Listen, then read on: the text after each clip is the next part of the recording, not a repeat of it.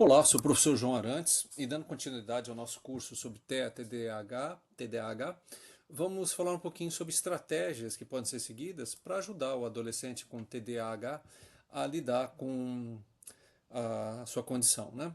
Então, assim, primeiro, né, vamos comparar um pouquinho as diferenças entre as estratégias que são usadas na infância e na adolescência, né? Então, quando a gente estava estudando até agora, a gente vinha aqui na infância, a gente criava ali horários previsíveis e claros ali para as crianças, né?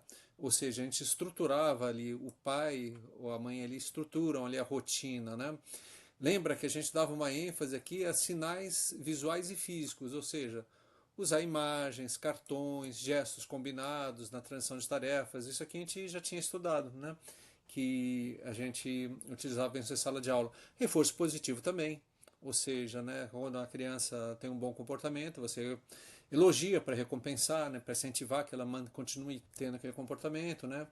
A gente falou bastante em criar atividades pequenas, né, para possibilitar assim, para manter o engajamento da criança e um movimento assim controlado. A gente faz pausas assim entre as atividades, né? Então faz atividade assim, uma lição de casa, tal cansativa, então dá uma pausa para ela andar pela sala, ou então brincar com objeto sensorial, enfim, né?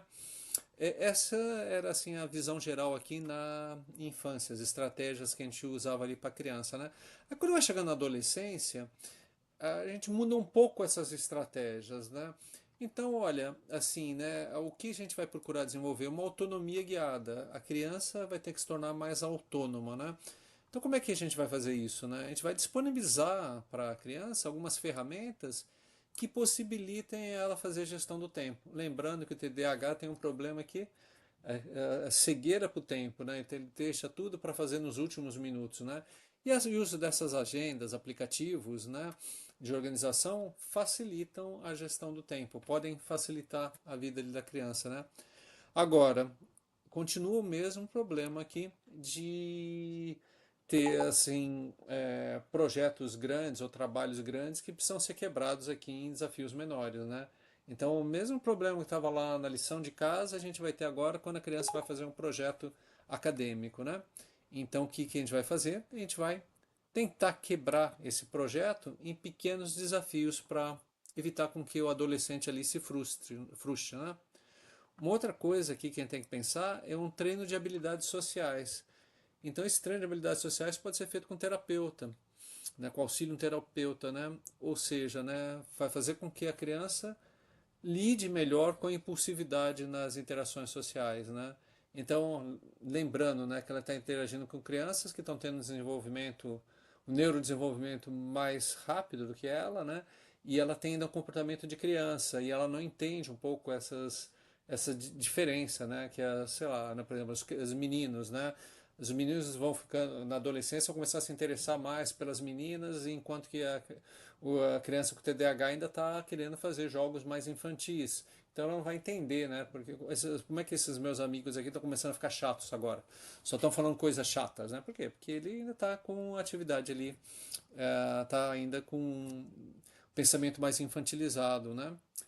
Na fase da adolescência aqui é interessante ter conversas, né? Evidentemente respeitosas, diretas, tal, mas com o objetivo aqui de trazer para o adolescente quais são as consequências das ações dele, tentar assim tornar mais claro quais são as responsabilidades, como é que isso muda, né? Quanto ao ambiente de estudo, continua a mesma recomendação ali para a criança, um espaço sem distração e uso da técnica Pomodoro, né? Bom, o pessoal pergunta, o que é essa técnica Pomodoro, né? A técnica Pomodoro é aquilo que a gente já falou várias vezes, de você quebrar a atividade assim em 25 minutos ou em 15 minutos e 5 minutos de descanso, né, para realizar tarefas, né, para escolares e coisa e tal. Agora, por que, que o nome Pomodoro, o pessoal pergunta, né?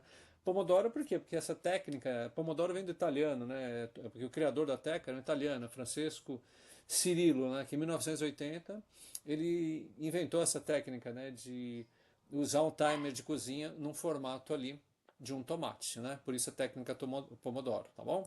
Então, é isso aqui, a gente continua na próxima vídeo aula.